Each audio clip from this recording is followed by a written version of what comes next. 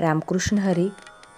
मी सौ मनीषा काकुळते, संत शिरोमणी जगद्गुरू संत तुकाराम महाराज यांचा अभंग वाचन आणि निरूपणासाठी. देखोनी पुराणिकाची दाढी, रडे स्फुंदे नाकहोडी. प्रेम खरे तिसे जना, भिन्न अंतरी भावना. अवरिंता नावरे, खुर आठवी नेवरे. बोल नये मुखा वाटा, म्हणे होता ब्याचा वाटा. दोन्ही सिंगे चारी पाय, खुणा दावी म्हणे होय. मना आणींता बोकड, मेला त्याची चरफड. होता भाव पोटी, मुखा आलासे शेवटी.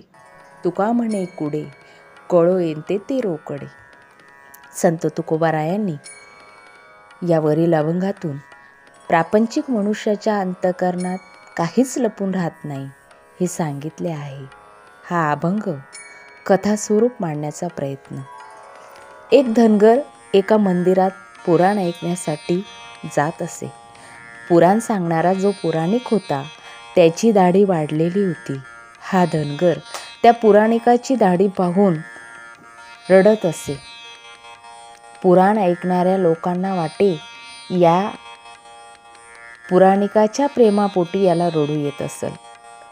तो धनगर अगदी स्फुंदून स्फुंदून रडत असे.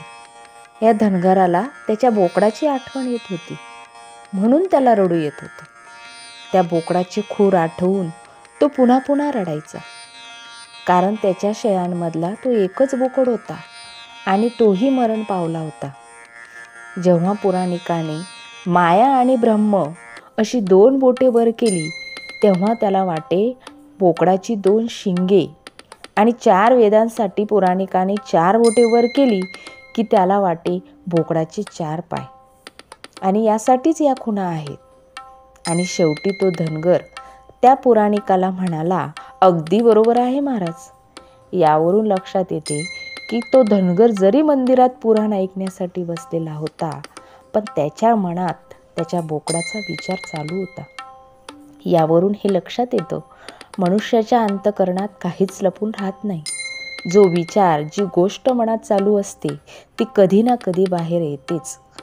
त्यात मग मनुष्याची कपट भावना असो किंवा खोटी गोष्ट जरी असली तरी ती कधीही लपून राहत नाही. जय हरी.